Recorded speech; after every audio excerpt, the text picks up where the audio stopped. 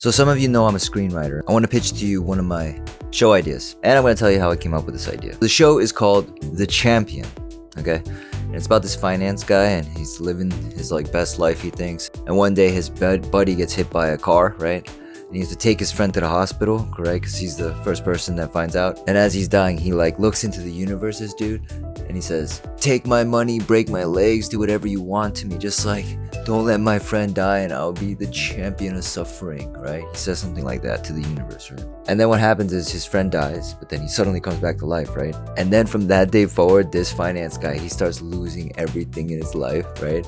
And he starts getting totally destroyed by the universe every day. And he takes it really good because he made this promise. But every time in every episode, as he loses everything and, suffers, it ends up helping some new stranger out every episode. And every episode, at the end, he's left with just enough to keep going until the next episode. Because the universe also provides for him just enough as it punishes him, right? And then midway through the season, he's gonna meet another champion. And there's a mystery about what the hell's going on. But ultimately, this is a show about how angels are created on Earth. And the way I came up with this show is because I was that person. I had a friend who got his face smashed in with a fire extinguisher, and I had to take him to the hospital, to Woodhull, and it was terrible. It was one of the worst days. But I remember when I took him in the cab to the hospital, I looked into the sky and I made a psychic promise to the universe. I was like, "Yo, do whatever you want, just break my legs, take my things, just if you can stop making me take people to the hospital, please." That was sort of the pact I made. I'll take it like a champ, right? And then 6 years later, I had a brand new bike and it was stolen. Next week, I get another brand new bike and then that's stolen, right?